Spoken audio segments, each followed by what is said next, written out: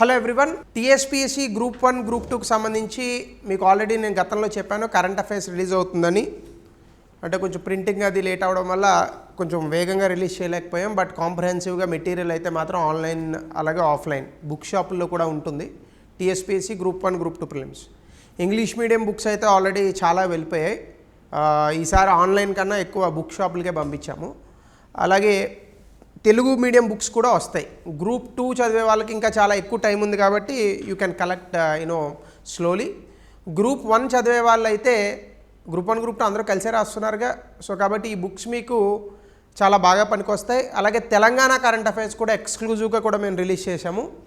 So ఆ books కావాలని అనుకున్న వాళ్ళు కూడా ఎవరైనా ఉంటే you can call us to collect that book.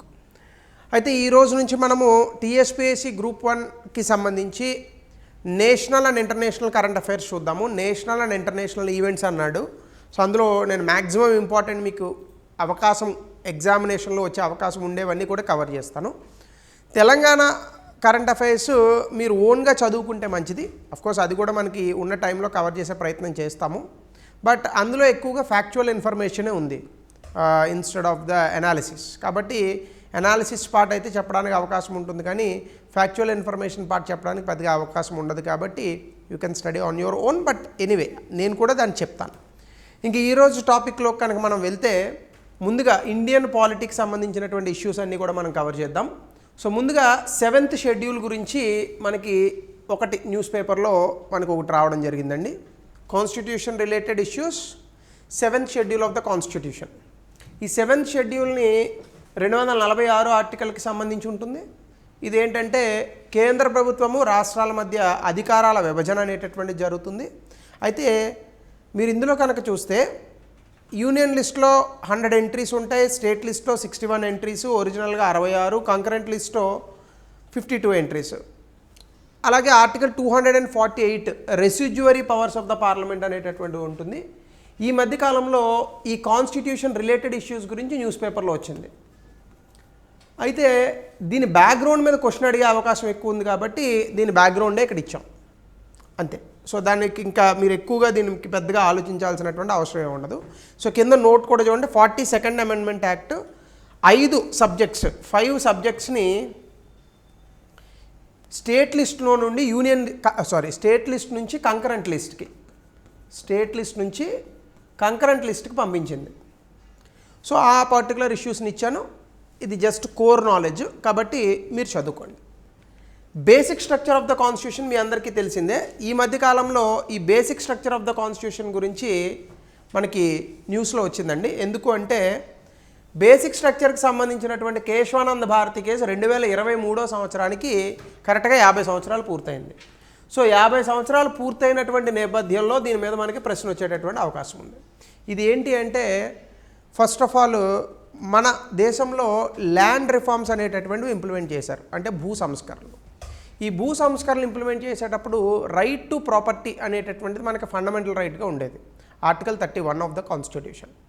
So అధికరణం 31ని ఆ రోజు మీరి పార్లమెంటు అలాగే రాష్ట్ర ప్రభుత్వాలు ప్రజల దగ్గర నుంచి వాళ్ళ యొక్క ఆస్తులను స్వాధీనం చేసుకునేటటువంటి ప్రయత్నాలు చేశాయి.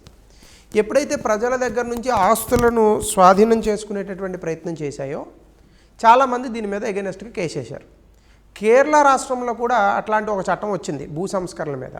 సో అప్పుడు కేరళలో ఒక మఠానికి పీఠాధిపతి అయినటువంటి ఈ కేశవానంద భారతి అనేటటువంటి ఆయన 1963లో వచ్చినటువంటి కేరళ ఈ భూ సంస్కరణల చట్టానికి వ్యతిరేకంగా ఒక కేసు వేసాడు. సో దాన్నే అందరూ కూడా కేశవానంద భారతి కేసు అని అంటూ ఉంటారు. అయితే ఈ కేసును వేసినటువంటి ఇంటెన్షన్ ఒకటి, కానీ జ్యుడిషియరీ ఈ కేసుని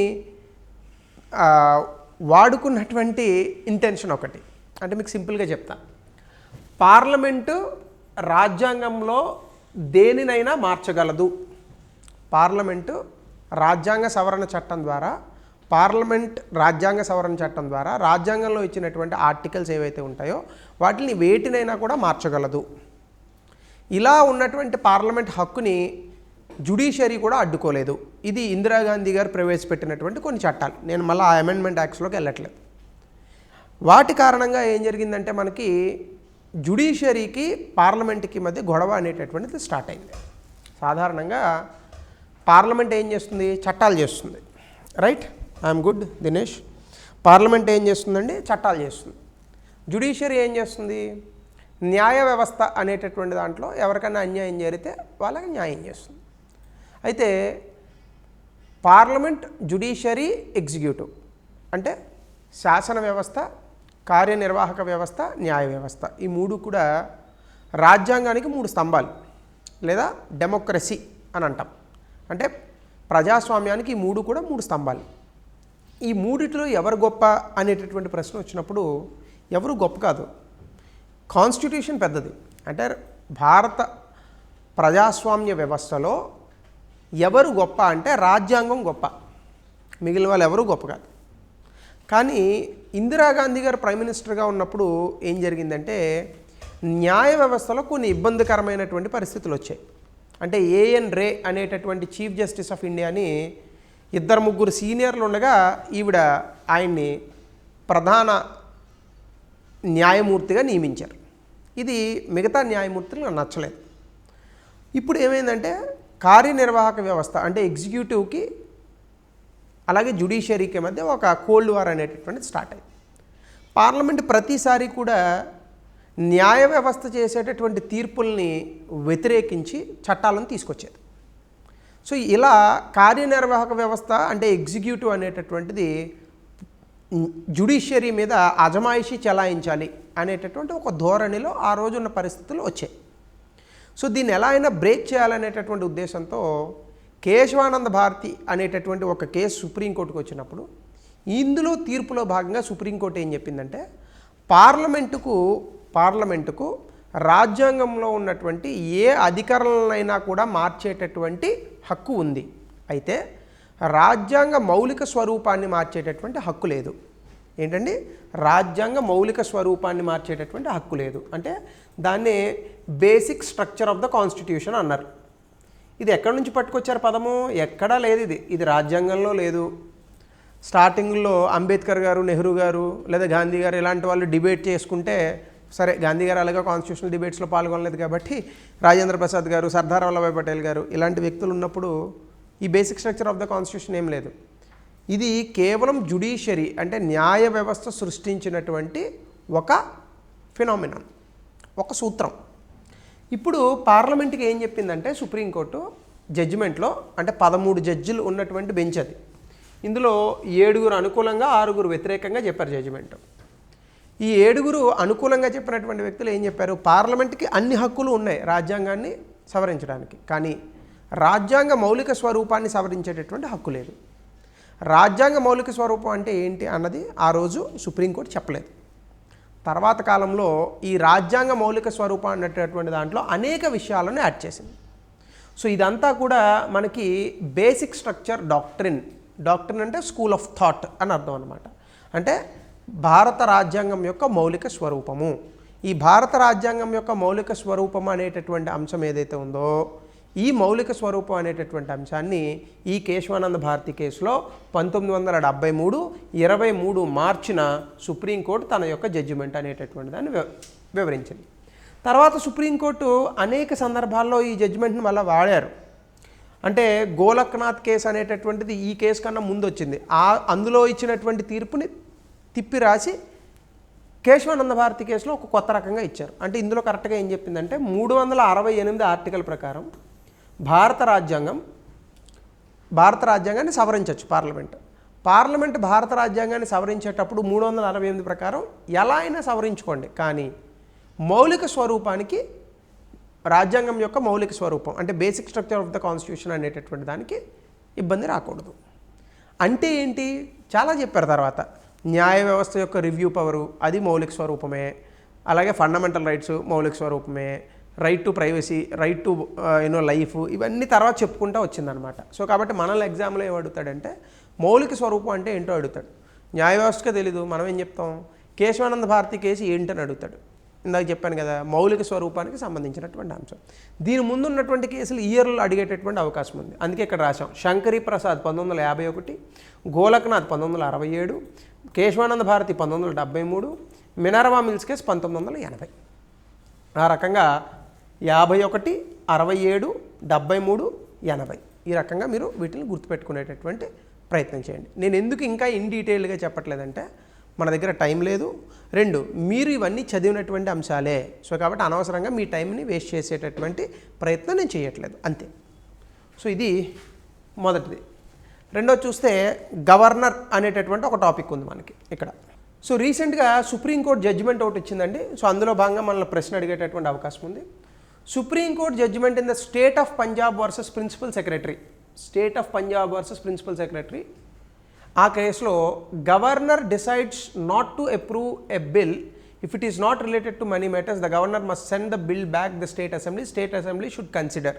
అంటే ఇప్పుడు మనకి బేసికల్గా రాష్ట్ర అసెంబ్లీ, స్టేట్ అసెంబ్లీ మనకి చట్టాలను చేస్తూ ఉంటుంది.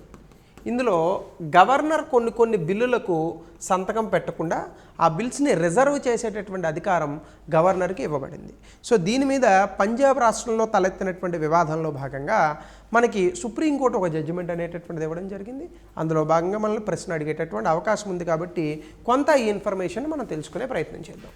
సో ముందుగా కనుక మీరు చూస్తే ఆర్టికల్ 153 భారత రాజ్యాంగం ప్రకారం గవర్నర్ అనేటటువంటి వాడిని ప్రెసిడెంట్ అపాయింట్ చేస్తాడు, గవర్నర్ని రాష్ట్రపతి నియమిస్తాడు.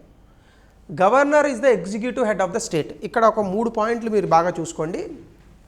Head of the country, head of the country అంటే దేశాధినేత ఎవరు అవుతారండి? రాష్ట్రపతి అవుతాడు, ప్రెసిడెంట్.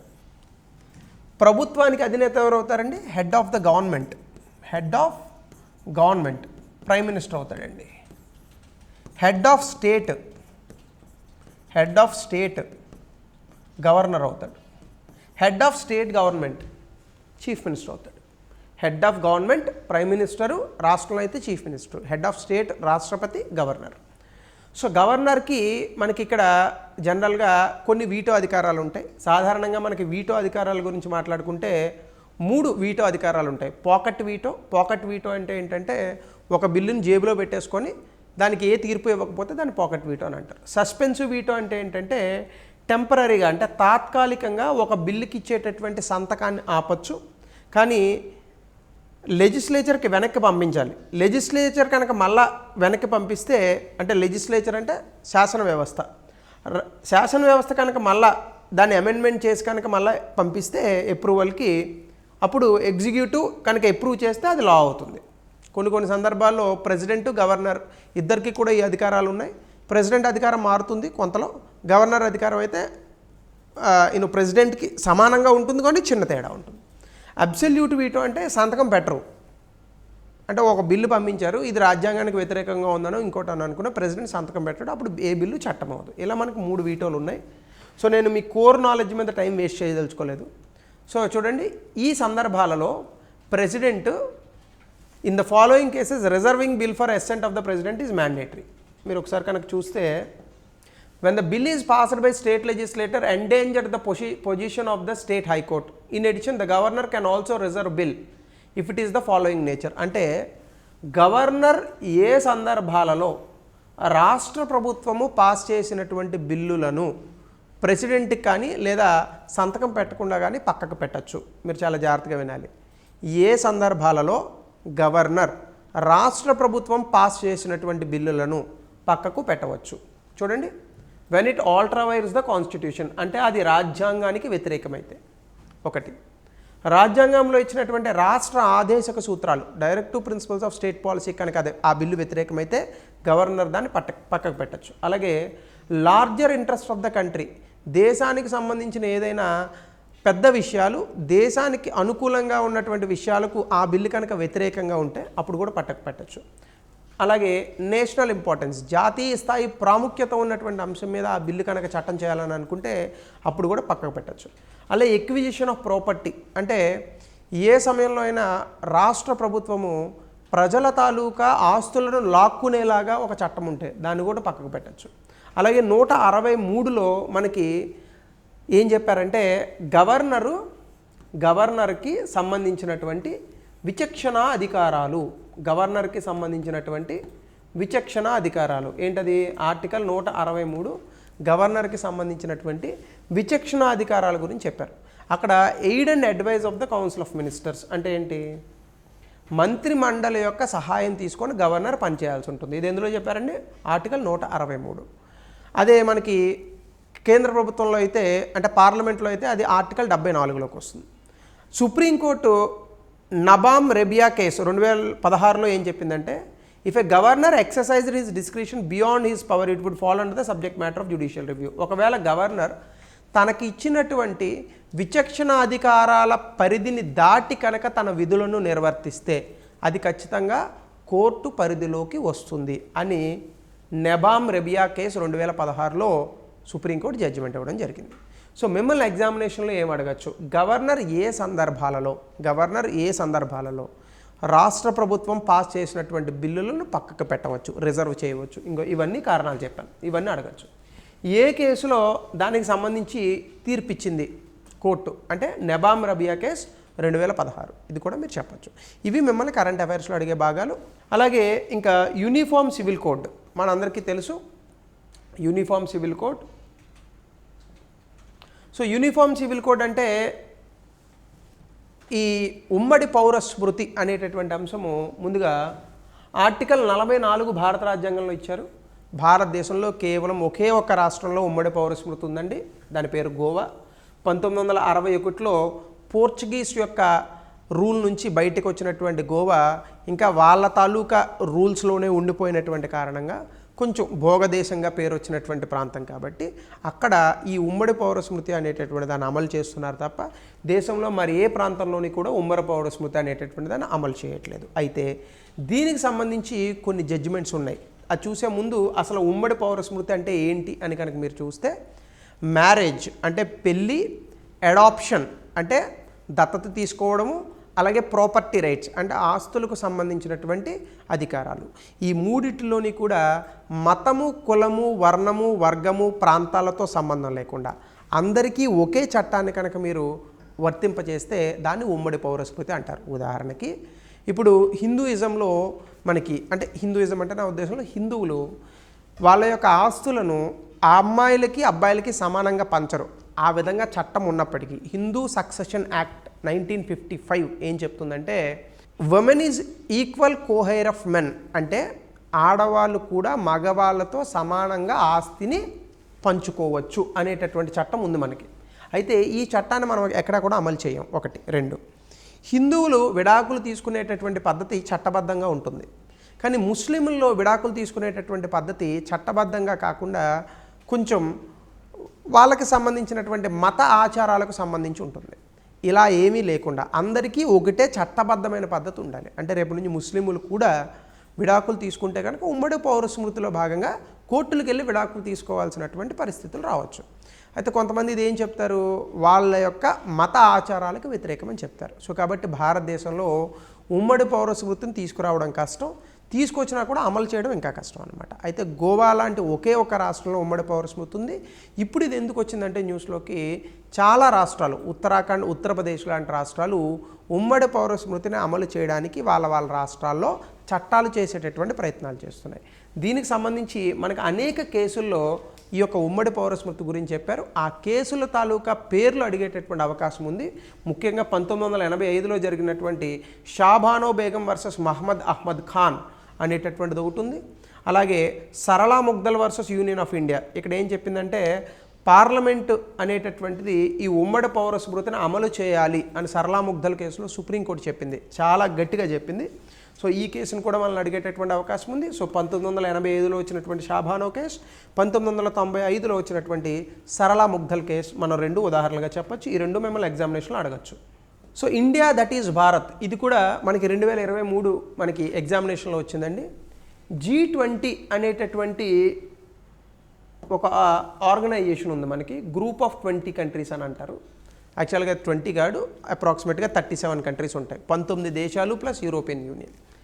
అయితే ఈ G20 అనేటటువంటి దాంట్లో మనం సాధారణంగా ఏం చేస్తామంటే, ఈ G20 తాలూకా మీటింగ్ ఈ మధ్యన భారతదేశంలో పెట్టాం. 2023 భారతదేశంలో ఢిల్లీ వేదికగా ఇంకా చాలా ప్లేసెస్లో G20 తాలూకా మీటింగ్స్ జరిగాయి. 1.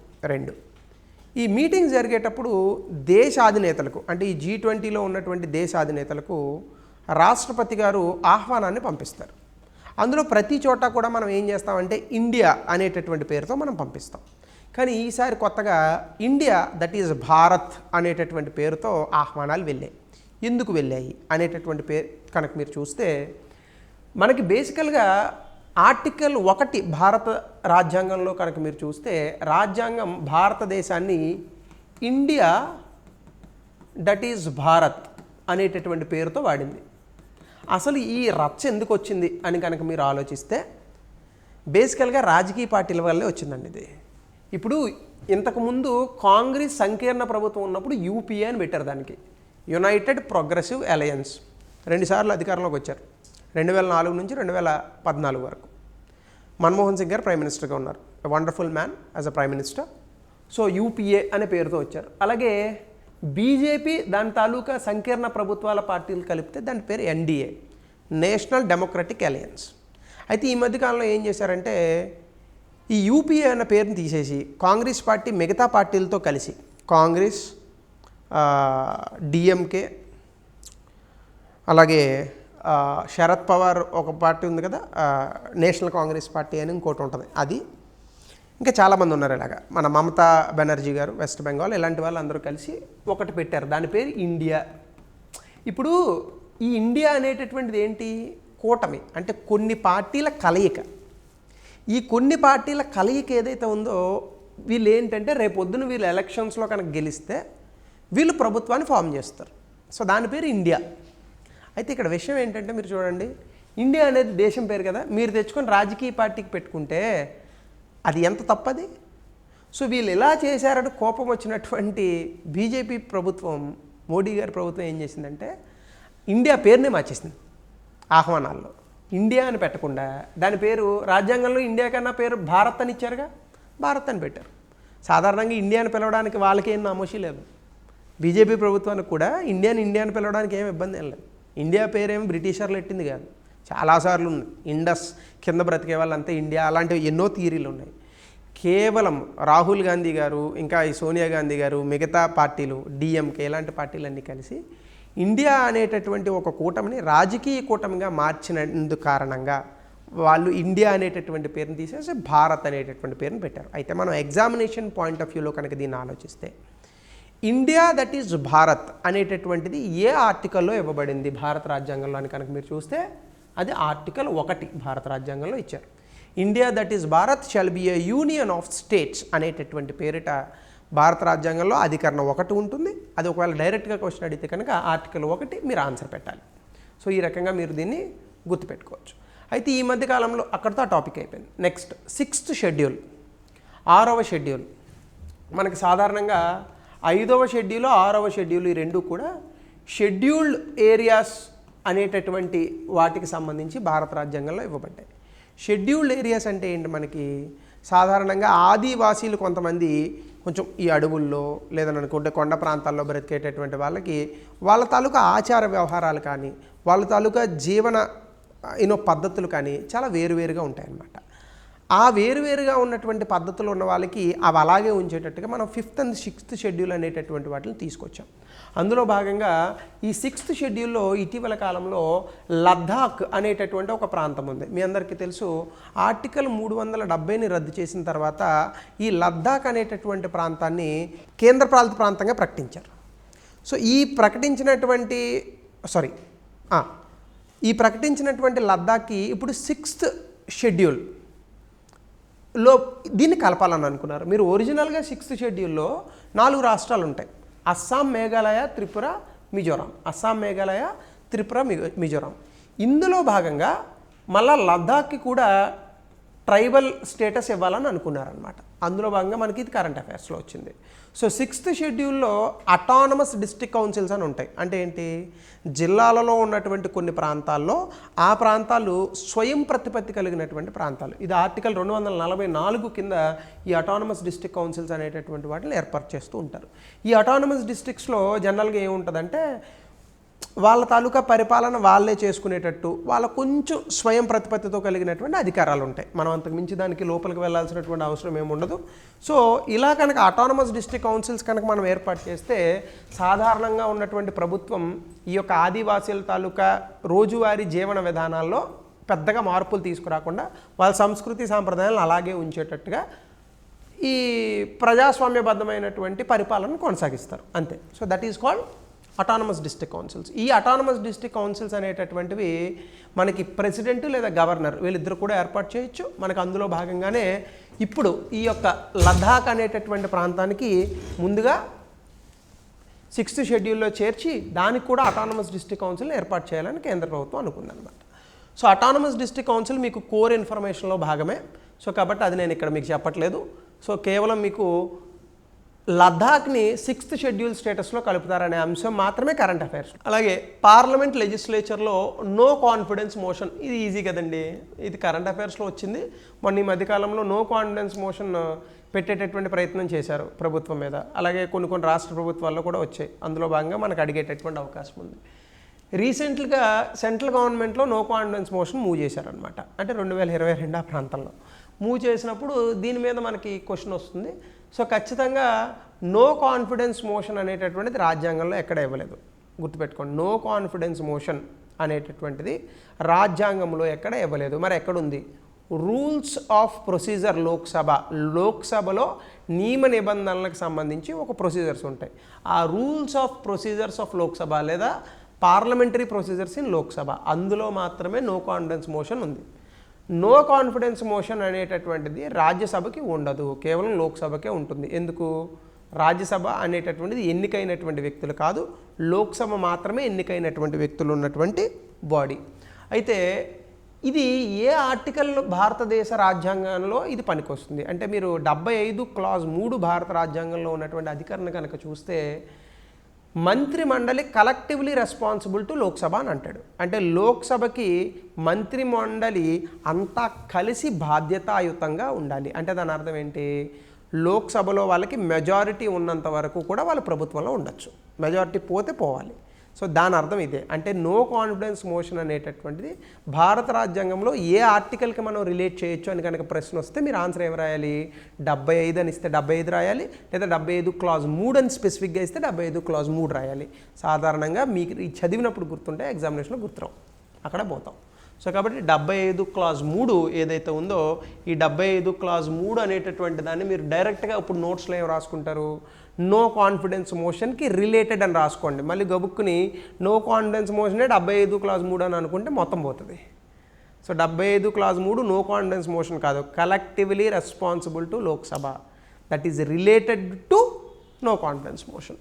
సో నో కాన్ఫిడెన్స్ మోషన్ అంటే ఏముంది? సాధారణంగా కనీసం 50 మంది ఎంపీలు వెళ్ళి స్పీకర్ గారికి కనుక ఇస్తే అవిశ్వాస తీర్మానం పెట్టచ్చు ప్రభుత్వం మీద. ప్రభుత్వం కనుక విశ్వాసాన్ని కనుక కోల్పోతే ఆ ప్రభుత్వం రాజీనామా చేసి మళ్ళీ ఎన్నికలకు పోవాల్సి ఉంటుంది. సో దాన్ని నో కాన్ఫిడెన్స్ మోషన్ అని అంటారు. సో అక్కడితో మనం నో కాన్ఫిడెన్స్ మోషన్ తీయచ్చు. నెక్స్ట్ అది కనుక మీరు చూస్తే పార్లమెంటరీ కమిటీలు కూడా మీరు కనుక చూస్తే ఈజీగా చెప్పేస్తాను మీకు. పార్లమెంట్ మీద పడేటటువంటి చాలా ఏమంటారు బాధ్యతలు ఉంటాయి. ఆ బాధ్యతలు తగ్గించడానికి మనం పార్లమెంటరీ కమిటీలు అనేటటువంటి ఒక కాన్సెప్ట్ని తీసుకొచ్చాం. ఇందులో 2 రకాల కమిటీలు ఉంటాయి. స్టాండింగ్ కమిటీస్ అంటే నిరంతరం ఉండేటటువంటి కమిటీలు, అడాక్ కమిటీస్ అంటే తాత్కాలికంగా ఏదన్నా పని కోసం నియమించబడేటటువంటి కమిటీలు, ఆ పని అయిపోయిన తర్వాత దాన్ని తీసేస్తారు. స్టాండింగ్ కమిటీస్లో అడాక్ కమిటీస్లో మళ్ళీ మనకి 2 ఉంటాయి, joint committee, select committee. Joint committee అంటే ప్రభుత్వం అటుపక్క ఉన్నటువంటి వ్యక్తులు ఉంటారు, ప్రభుత్వానికి వ్యతిరేకంగా ఉన్న వ్యక్తులు అంటే ఏంటి? బీజేపీ పార్టీలో ఉన్న వ్యక్తులు ఉంటారు, అపోజిషన్లో ఉన్న పార్టీలో ఉన్నటువంటి వ్యక్తులు, వీళ్ళిద్దరిని కలిపి ఒక కమిటీని ఫామ్ చేస్తారు. సెలెక్ట్ కమిటీ ఏంటంటే వాళ్ళకి నచ్చినటువంటి మెంబర్స్ని సెలెక్ట్ చేసుకొని దాని మీద ఒక కమిటీ వేస్తారు. సో అది joint committee, select committee. Standing కమిటీస్లో మనకి financial standing committees, department related standing committees అంటే శాఖల వారీగా వ్యవసాయ రంగానికి ఒక కమిటీ, డిఫెన్స్ అంటే రక్షణ రంగానికి ఒక కమిటీ, శక్తి రంగానికి ఒక కమిటీ, ఇలా ఉంటాయి. అలా కాకుండా ఫినాన్షియల్ కమిటీస్ అంటే పబ్లిక్ అకౌంట్స్ కమిటీ అంటే ఏంటి? ప్రభుత్వం పెట్టేటటువంటి ఖర్చులన్నిటికీ సంబంధించి ఒక కమిటీ లెక్కలు చూస్తుంది అనమాట. అంటే సిఏజీకి సంబంధించిన లెక్కలన్నీ ఈ కమిటీ కూడా ఒకసారి చూసుకోవచ్చు. అది public accounts committee. Estimates committee ఏంటి? అంచనాల కమిటీ. ఇందులో 31 మెంబర్లు ఉంటారు. 21 మంది లోక్సభ నుంచి, 10 మంది రాజ్యసభ నుంచి. ఎస్టిమేట్స్ కమిటీలో అయితే అందరూ లోక్సభ నుంచి ఉంటారు, రాజ్యసభ నుంచి ఉండరు. సో అలాగే పబ్లిక్ అండర్టేకింగ్స్ కమిటీ, ప్రభుత్వ రంగ సంస్థలకు సంబంధించి ఒక కమిటీ ఉంటుంది. ఈ కమిటీలన్నీ ఎందుకు అంటే పార్లమెంట్ మీద చాలా ఎక్కువ పని ఉంటుంది కాబట్టి పార్లమెంట్ మీద ఉన్నటువంటి ప్రెషర్ని తగ్గించడానికి ఈ కమిటీలను తీసుకొచ్చాం. ఆ రకంగా మనం చూడొచ్చు. అలాగే జ్యుడిషియరీకి సంబంధించి మనకి అపాయింట్మెంట్స్ ఎప్పుడు న్యూస్లో ఉండే కరెంట్ అఫైర్స్ ఇది. సో ఆర్టికల్ 217 హైకోర్టు జడ్జిల్ని ప్రెసిడెంట్ అపాయింట్ చేస్తాడు. ప్రెసిడెంట్ ప్లస్ సీజేఐ ప్లస్ ఆ రాష్ట్ర గవర్నరు అలాగే ఆ హైకోర్టు తాలూకా సీజేఐ వీళ్ళందరూ కలిసి అపాయింట్ చేస్తారు. అవన్నీ కూడా మీకు ఇందులో ఉన్నాయి. ఇది కరెంట్ అఫైర్స్లో ఎందుకు వచ్చిందంటే చాలామంది జడ్జిలకు సంబంధించినటువంటి అపాయింట్మెంట్స్ అలాగే ఉన్నాయి. కేంద్ర ప్రభుత్వం వాటిని త్వరితంగా పూర్తి చేయట్లేదు. దానివల్ల కోర్టుల్లో జడ్జిల తాలూకా స్థానాలు అలాగే ఉండిపోతున్నాయి అనేటటువంటి దానికి ఈ యొక్క కాన్సెప్ట్ని తీసుకొచ్చారు. So that is related to judiciary. అలాగే హైకోర్టు జడ్జెస్ కూడా all women bench in supreme court. ఇది బాగా మనల్ని ఎగ్జామినేషన్లో అడిగితే దెబ్బ అయిపోయే క్వశ్చన్ అండి. ఇది మీరు చాలా జాగ్రత్తగా చూసుకోవాల్సిన క్వశ్చన్ కూడా. ఒకసారి చూడండి, నేను చెప్తాను. రీసెంట్గా 2023లో మూడవసారి, ఇదేం మొదటిసారి కాదండి, మూడవసారి అందరూ ఆడవాళ్ళే ఉన్నటువంటి ఒక సుప్రీంకోర్టు బెంచ్ని సుప్రీంకోర్టు కాన్స్టిట్యూట్ చేసింది. దీన్ని ఏమంటారండి? ఆల్ ఉమెన్ బెంచ్ అంటారు. అందరూ ఆడవాళ్ళు ఉన్నటువంటి బెంచ్, ఆల్ ఉమెన్ బెంచ్ 2022లో చేశారు. 2022 కాబట్టి 2023లో కరెంట్ అఫైర్స్లో వచ్చింది. సో అది మనకి 1 ఇయర్ కరెంట్ అఫైర్స్ చదవాలి కదా మనం. ప్రీవియస్గా ఇలాంటి బెంచ్ని 2013, 2018లో కూడా చేశారు. ఈ బెంచ్ ఏం చేస్తుందంటే మ్యాట్రిమోనియల్ డిస్ప్యూట్స్ అంటే విడాకులకు సంబంధించి, పెళ్ళిళ్ళకు సంబంధించినటువంటి కేసులు, వాటికి సంబంధించినటువంటి బెయిల్ అంశాలను మాత్రమే చూస్తుంది. సో ఈ ఆల్ ఉమెన్ బెంచ్ ఏ కేసులను డిస్పోజ్ చేస్తుంది? పెళ్ళిళ్ళు, పేరంటాలు, ఆ సంబంధించినటువంటి విడాకుల కేసులు మాత్రమే ఈ బెంచ్ చూస్తుంది. అలాగే 2027లో అన్నీ కరెక్ట్గా జరిగితే first women chief justice of India వచ్చేటటువంటి అవకాశం ఉంది. ఆవిడ పేరు నాగరత్న. ఓకే, నాగరత్న 2027లో వచ్చేటటువంటి అవకాశం ఉంది. భారతదేశంలో మొట్టమొదటి జస్టిస్ అంటే సుప్రీంకోర్టులో మనకి చీఫ్ జస్టిస్ ఇప్పటివరకు ఆడవాళ్ళు రాలేదు. ఇప్పటివరకు ఒక్కళ్ళు కూడా ఆడవాళ్ళు నియమితం అవ్వలేదు. కానీ first women judge in India అంటే ఇండియాలోనే ఆడవాళ్ళుగా మొదటి జడ్జి అయినటువంటి వ్యక్తి ఎవరు? ఫాతిమా బీవి. పేరేంటండి? ఫాతిమా బీవి. ఇలాంటి క్వశ్చన్స్ జీకేలో భాగంగా అడుగుతాడు, దెబ్బ అయిపోతాం, ఏ పుస్తకాల్లోనూ ఉండవు. సో అన్నీ కరెక్ట్గా జరిగితే 2027కి వచ్చేటటువంటి మొదటి chief justice of India women ఎవరండి? నాగరత్న. మొదటి జడ్జి ఇన్ ఇండియా ఎవరండి? Women judge Fatima BV. అలాగే బార్ కౌన్సిల్ రిజిస్ట్రేషన్, ఇవన్నీ కూడా చిన్న చిన్నవి. బీసీఐ ఇది statutory body under advocates act. ఇది మీరు చదువుకోండి, అంత ఇంపార్టెంట్ ఉన్నటువంటి విషయం కాదు. సో మీరు ఒకసారి వీటిని చదువుకోండి. అంటే పాలిటీ మీకు బాగా తెలుసని నేను కొన్ని స్కిప్ చేస్తున్నాను, మనకింత టైం లేదు, 9th వరకే కాబట్టి నేను ఇంపార్టెంట్ అంశాలు మాత్రమే చెప్తాను. ఎందుకంటే మనకు ఐఆర్ వీటిలో ఇంకా చాలా ఉన్నాయి, దగ్గర 200 పేజీల డాక్యుమెంట్ మన పుస్తకం. అలాగే ఎలక్షన్ కమిషనర్ గురించి నేను ఆల్రెడీ యూట్యూబ్లో రకరకాల వీడియోలు చేశాను. ఎలక్షన్ కమిషను, ఎలక్షన్ బాండ్స్, అవన్నీ కూడా నేను మీకు ఆల్రెడీ చేశాను. ఇగో ఏది నేషనల్ పార్టీ, ఏది స్టేట్ పార్టీ, ఆల్రెడీ మనం చదివాం పాలిటీలో, కోర్ సబ్జెక్ట్స్ ఇవన్నీ. సో కాబట్టి ఇవి చదవట్లేదు నేను. అలాగే యాంటీ డిఫెక్షన్ లా, అంటే పాలిటీలో మీరు బాగా చదివినటువంటి అంశాలను ఒక్కటే నేను స్కిప్ చేస్తాను ఈ డాక్యుమెంట్లో, మిగతావన్నీ నేను చెప్తాను. ట్రిబ్యునల్స్, ఇది పేర్లు గుర్తుపెట్టుకోవడమేనండి.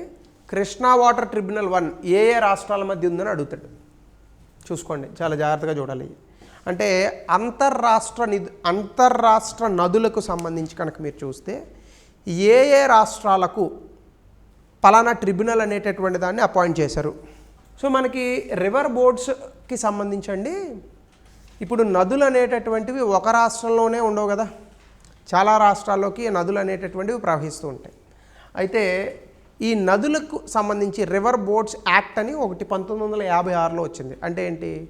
2 రాష్ట్రాలు లేదా 2 కన్నా ఎక్కువ రాష్ట్రాలు ఈ నదులకు సంబంధించినటువంటి నీటిని ఎలా పంచుకోవాలనే దాని మీద వివాదాలు వస్తాయి. ఈ వివాదాలు సరిచేయడానికి మనము ట్రిబ్యునల్స్ని ఏర్పాటు చేసాం. అంటే ఇప్పుడు తెలంగాణ, ఆంధ్రప్రదేశ్ ఉంది, ఈ 2 కూడా గోదావరి తాలూకా నీటిని పంచుకుంటూ ఉంటాయి. ఎంత పంచుకోవాలి, వీళ్ళెన్ని టీఎంసీలు పంచుకోవాలి, వీళ్ళెన్ని టీఎంసీలు పంచుకోవాలి, ఎండాకాలంలో ఎంత పంచుకోవాలి, వానాకాలంలో ఎంత పంచుకోవాలి, దీనికి ఒక లెక్క ఉంటుంది. దీనికి ట్రిబ్యునల్ అనేటటువంటిది ఉంటుంది, గోదావరి ట్రిబ్యునల్, ఇలా ఉంటాయన్నమాట. అయితే దీనికి సంబంధించి మనం కనుక చూస్తే దేశంలో ఇలాంటి ట్రిబ్యునల్స్ చాలా ఉన్నాయి. ఏ ట్రిబ్యునల్ ఏ ఏ రాష్ట్రాల తాలూకా నదులకు సంబంధించినటువంటి నీటి వివాదాలను పరిష్కరిస్తుందని అడుగుతాడు. So Krishna water dispute tribunal 1 అనేటటువంటిది మహారాష్ట్ర, కర్ణాటక, ఆంధ్రప్రదేశ్, మహారాష్ట్ర మళ్ళీ వచ్చిందా? ఓకే, మహారాష్ట్ర ఆంధ్రప్రదేశ్ అంటే ఇక్కడ వరకే. కృష్ణా వాటర్ ట్రిబ్యునల్ మహారాష్ట్ర, కర్ణాటక, ఆంధ్రప్రదేశ్ని 2 వేయండి, తెలంగాణ. ఈ 4 రాష్ట్రాల తాలూకా వివాదాలను పరిష్కరిస్తుంది. Krishna water tribunal 2 Maharashtra, Karnataka, Andhra Pradesh, Telangana. ఇది ఇక్కడ వరకు వస్తుంది. మీకు ఇక్కడ కొంచెం జంప్ అయిపోయినాయి, అది మీరు చూసుకోండి. రవి వాటర్ ట్రిబ్యునల్ దేనికి వస్తుంది? రావి వాటర్ పంజాబ్, హర్యానా, రాజస్థాన్. అలాగే ట్రిబ్యునల్ వంశధార అది చూసుకుంటే Karnataka, Kerala, Tamil Nadu, Puducherry. Tribunal Mahadayi river Andhra Pradesh, Odisha. Mahanadi Goa, Karnataka, Maharashtra. Godavari Odisha, Chhattisgarh. Water disputes tribunal ఇంకా మిగతా రాశాను. నర్మదా రాజస్థాన్, గుజరాత్, మధ్యప్రదేశ్, మహారాష్ట్ర. సో ఇలా మనల్ని అడుగుతాడు ఏ రాష్ట్రాల తాలూకా నదుల మధ్య వివాదాలను పరిష్కరిస్తుంది. అయ్యా గుర్తుపెట్టుకోండి, నదుల మధ్య వివాదాలను పరిష్కరించడం వేరు, నది ఏ రాష్ట్రాల నుంచి వెళ్తుందని అడగడం వేరు. అర్థమైందా? గోదావరి నది చాలా దాని నుంచి వెళ్తుంది. సో ఆ రకంగా మనల్ని ట్రిబ్యునల్స్ మీద క్వశ్చన్లు అడిగితే మాత్రం అవి ఖచ్చితంగా డిఫికల్ట్ క్వశ్చన్స్ అవుతాయి. సో కాబట్టి అవి మీరు ఒకసారి చెక్ చేసుకోండి. సిబిఐ కూడా అంతేనండి. జనరల్గా ఏంటంటే సిబిఐ అధికారులు రాష్ట్రంలోకి రావడానికి రాష్ట్రాల్లో ఉన్నటువంటి ప్రభుత్వాలు జనరల్ కన్సెంట్ అనేటటువంటిది ఇవ్వాలి. దీనికి ఈ మధ్యకాలంలో తమిళనాడు ప్రభుత్వము, అలాగే వెస్ట్ బెంగాల్ ప్రభుత్వము, కొంతలో కొంత ఆంధ్రప్రదేశ్ ప్రభుత్వం కూడా ఈ జనరల్ కన్సెంట్ అనేటటువంటి వాటిపై గొడవ చేశాయి. తమిళనాడు ప్రభుత్వం అయితే ఒక అడుగు ముందుకేసి జనరల్ కన్సెంట్ అనేటటువంటి దాన్ని అసలు వెనక్కి తీసుకుంది. అంటే దాని అర్థం ఏంటి? స్టేట్ గవర్నమెంట్ సిబిఐ వాళ్ళు ఒప్పుకుంటేనే సిబిఐ వాళ్ళని స్టేట్ గవర్నమెంట్ ఒప్పుకుంటేనే సిబిఐ రాష్ట్రంలోకి రావాలి. అలా రావక్కర్లేదు మీరు అసలు అని చెప్పి తమిళనాడు ప్రభుత్వం జనరల్ కన్సెంట్ని వెనక్కి తీసుకుంది. So consent of the state government can be either general or case specific. General consent is given by states to help conduct a seamless investigation. అంటే జనరల్ కన్సెంట్ అనేది డిఫాల్ట్ వస్తుందన్నమాట. సో చాలా రాష్ట్రాలు సిబిఐని కేంద్ర ప్రభుత్వం తప్పుగా వాడుతోంది, రాజకీయాల కోసం వాడుతోంది అనేటటువంటి నెపంతో సిబిఐకి ఇచ్చినటువంటి జనరల్ కన్సెంట్ని వెనక్కి తీసుకున్నాయి. ఇవన్నీ నియంతృత్వ పోకడలకు ఎగ్జాంపుల్. సో ఎప్పుడు కూడా సిబిఐని, ఈడీని సొంత అవసరాల కోసం వాడుకోకూడదు. But it is clearly visible BJP government is using like that. అందులో అనుమానం ఏం లేదు. విమర్శించే చోట విమర్శించాలండి, పొగిడే చోట పొగడాలి. అరవింద్ కేజ్రీవాల్ని అరెస్ట్ చేయడానికి 2021 నుంచి 2024 వరకు పట్టిందండి. కేసు 2021లోనే ఓపెన్ చేశారుగా, 2021లోనే అరెస్ట్ చేయొచ్చుగా. 2024 ఎలక్షన్ల వరకు ఎందుకు ఆగారు? తప్పు. అది ఈ రకమైనటువంటి పరిస్థితులు కరెక్ట్ కాదు. అమిత్ షాని అలా అరెస్ట్ చేశారనే కదా ఈరోజు బీజేపీ ప్రభుత్వం అధికారంలోకి వచ్చి కాంగ్రెస్ ప్రభుత్వం ఓడిపోయింది. మీరు అది చేస్తే ఏదో రోజు మీరు ఓడిపోతారు. సింపుల్. ప్రజాస్వామ్యంలో ఇలాంటివి కరెక్ట్ కాదు. Government of national capital territory of Delhi amendment act 2023లో ఢిల్లీకి సంబంధించి ఎన్సీఆర్ రీజన్ అని పిలుస్తాం, దాన్ని నేషనల్ క్యాపిటల్ టెరిటరీ అని అంటాము. దీని మీద ఒక అమెండ్మెంట్ని తీసుకొచ్చారండి. మనకి జనరల్గా 1956 రాష్ట్రాలని విభజించినటువంటి స్టేట్ రీఆర్గనైజేషన్ యాక్ట్ ప్రకారం ఢిల్లీని యూనియన్ టెరిటరీగా మనం చెప్పాం. అంటే ఢిల్లీ అనేటటువంటిది కేంద్ర పాలిత ప్రాంతం. ఆర్టికల్ 239లో భాగంగా మనం ఢిల్లీని పరిపాలిస్తాం. ఢిల్లీ కేంద్ర ప్రభుత్వం చేతిలో ఉంటుంది. దానికి ఒక లెఫ్టినెంట్ గవర్నర్ ఉంటాడు. ఇవన్నీ చూసాం. అయితే recommendations of S Balakrishnan committee, ఇది మనకి ఎగ్జామినేషన్లో అడిగేటటువంటి అవకాశం ఉందండి. ఎస్ బాలకృష్ణ కమిటీ ఏదైతే ఉందో మనకి 69వ రాజ్యాంగ సవరణ చట్టం 1991 ప్రకారం ఢిల్లీ అనేటటువంటి దానికి స్పెషల్ స్టేటస్ ఇచ్చారు. National capital territory of Delhi అని పేరు పెట్టారు. దాని తర్వాత దీంట్లో 239 ఆర్టికల్కి అమెండ్మెంట్ చేసి 239 ఏఏ అనేటటువంటి దాన్ని పెట్టి ఢిల్లీకి యూనియన్ టెరిటరీ చేశారు. కాకపోతే దానికి లెజిస్లేచర్ కూడా ఇచ్చారు. అంటే దానికి చట్టాలు చేసుకునేటటువంటి అధికారం ఉన్నటువంటి ఒక శాసనసభను ఏర్పాటు చేశారు. అది 239 ఏఏతో అయింది. మళ్ళీ లెఫ్టినెంట్ గవర్నర్ని ఇచ్చారు. Aid and advise of the council of మినిస్టర్స్తో ఆ లెఫ్టినెంట్ గవర్నర్ పనిచేస్తాడు. సో ఢిల్లీ లెజిస్లేచర్కి అన్ని అధికారాలు ఉంటాయి ఎక్సెప్ట్ మనకి 3 ఉంటాయి: పోలీస్, పబ్లిక్ ఆర్డర్, ల్యాండ్.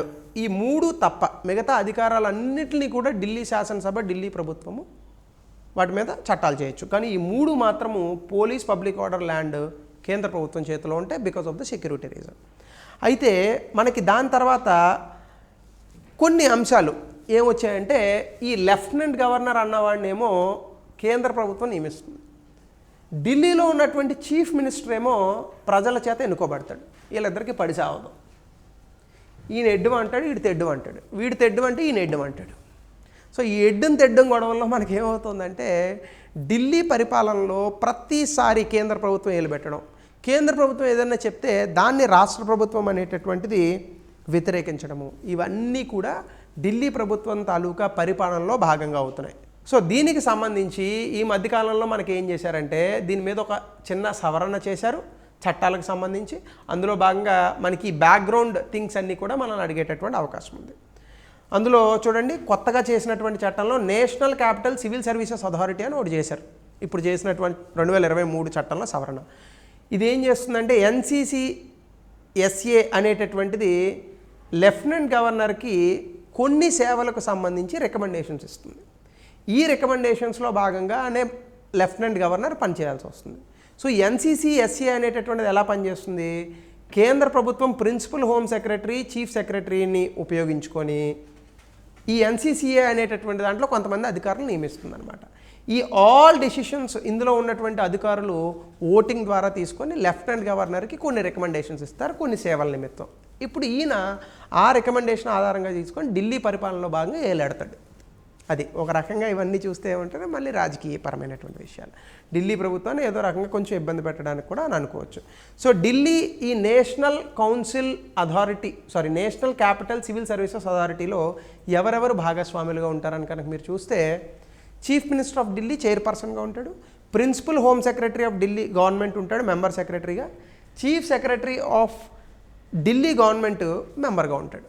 వీళ్ళు ముగ్గురు కలిసి ఢిల్లీలో నియమించినటువంటి IAS అధికారులు ఎవరైతే ఉంటారో వాళ్ళకి సంబంధించిన ట్రాన్స్ఫర్సో లేదంటే ఇంకొకటో ఇతర సేవలో ఇవన్నీ కూడా వాళ్ళు రికమెండేషన్స్ ఇస్తారు లెఫ్టినెంట్ గవర్నర్కి. సో అది మీరు ఇక్కడ తీసుకోవచ్చు. కోఆపరేటివ్ సొసైటీస్ మీద మనకు ఒక క్వశ్చన్ వచ్చేటటువంటి అవకాశం ఉందండి. సహకార సంఘాలు, ఒకప్పుడు సహకార సంఘాలు రాజ్యాంగంలో just direct principles fundamental duties అలాంటి చోట ఉండేవి. కానీ వీటిని తీసుకొచ్చి మనం కొత్తగా ఏర్పాటు చేసాం. ముఖ్యంగా సహకార సంఘాలను ఏర్పాటు చేసుకోవడానికి 97వ రాజ్యాంగ సవరణ చేసి 2011లో సహకార సంఘాలను ఆర్టికల్ 19 కింద మనము సహకార సంఘాల ఏర్పాటుని ఫండమెంటల్ రైట్ చేసాం. గుర్తుపెట్టుకోండి, సహకార సంఘాల ఏర్పాటు now it is a fundamental right under article 19. Article 43B ప్రకారము అది డైరెక్ట్ ప్రిన్సిపల్స్ ఆఫ్ స్టేట్ పాలసీలో కూడా ఉంది. అలాగే ఆర్టికల్ 9B కాన్స్టిట్యూషన్లో కోఆపరేటివ్ సొసైటీస్ అనేటటువంటి దాన్ని ఆర్టికల్ 243 ZH2 ZT అంటే స్థానిక ప్రాంతాల్లో కూడా సహకార సంఘాల ఏర్పాటుకు సంబంధించి దానికి ఒక చట్టం చేశారు. కాబట్టి సహకార సంఘాలు ఈ క్రింది ఏ ఆర్టికల్స్లో ఉన్నాయని అడుగుతాడు. 19, 43B, 243 ZH, 243 ZT, ఆ మూడు మీరు గుర్తుపెట్టుకోవాలి. ఓకే, సో ఇది సహకార సంఘాలకు సంబంధించినటువంటి అంశం. అలాగే ఈ మధ్యకాలంలో మనకి CRPC criminal procedure code article అంటే కదా 19G కదా, 19 clause 1 clause G. Yes correct, అంతే నవీన్, రైట్, పర్లేదు, నా మెమరీ కూడా బాగానే గుర్తుంది.